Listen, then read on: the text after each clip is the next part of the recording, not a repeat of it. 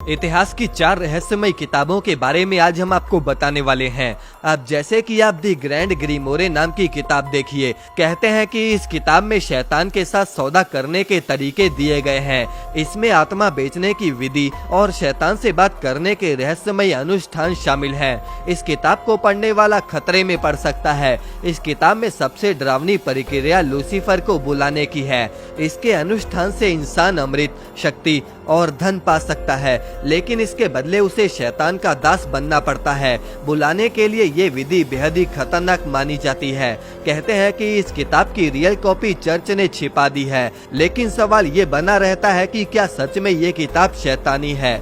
जिस किसी ने भी इस किताब को पढ़ा, उनकी जिंदगी में भी अजीब सी घटनाएं होने लग गई और इसका अंत अंधकार में डुबा देता है। ऐसी दोस्तों और भी मैं आज आपको कई रहस्यमय किताबों के बारे में बताने वाला हूँ, लेकिन उससे पहले आप इस वीडियो को लाइक जरूर कर देना। Number 2, Codex Gigas. इस किताब को शैतानी बाइबल कहा जाता है और ये दुनिया की सबसे बड़ी और रहस्यमय किताबों में से एक है। इस किताब की उम्र 800 वर्ष है और ऐसा माना जाता है कि इस पूरी किताब को एक ही व्यक्ति द्वारा शैतान की मदद से एक रात में ही लिखा गया था। इस किताब की लंबाई 36 इंच और चौड़ाई 20 इंच है। इस किताब का वजन 75 किलो है और इसके 160 गधे की खाल से बने पन्ने हैं। इसके पन्नों में एक शैतान का बड़ा सा चित्र है जो इसे डायबोलिक बाइबल का नाम देता है। कोडेक्स गीगास बाइबल के कुछ हिस्से चिकित्सा, जादू टोने और इतिहास की बातें जुड़ी हैं। कहते हैं कि लेखक ने इस किताब को शैतान से अपनी आत्मा का सौदा करके लिखा था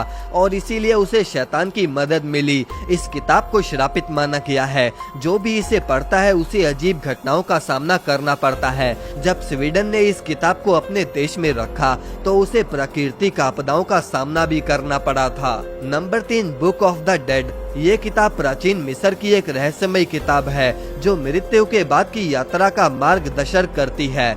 इसके हर पन्ने पर अनुष्ठान दर्ज है जो आत्माओं की कठिनाइयों का दावा करती है। ये कोई धार्मिक दस्तावेज नहीं, बल्कि परलोक की अज्ञात यात्रा के लिए एक गाइड थी। इस किताब का मानना था कि अगर मंत्र नहीं बोले गए तो आत्मा अंधेरे में खो जाएगी और या फिर किसी दैत्य के चंगुल में फंस जाएगी। Book of the dead book में मृतकों की आत्मा का मार्गदर्शन करने और उन्हें सुरक्षा प्रदान करने के लिए महत्वपूर्ण माना जाता है। विज्ञान मानता है कि इन मंत्रों का प्रयोग आत्माओं को इस दुनिया में लाने के लिए भी किया जाता है।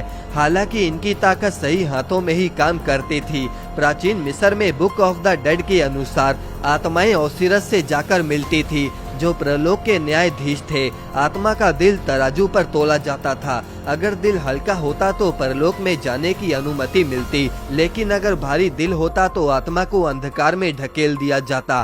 प्राचीन मिस्र के अनुसार ये किताब उनके जीवन के कर्मों का फैसला करती थी और आज भी ये किताब लोगों में रहस्य बन के फैली हुई है। Number 4, Les प्रोफेटिस।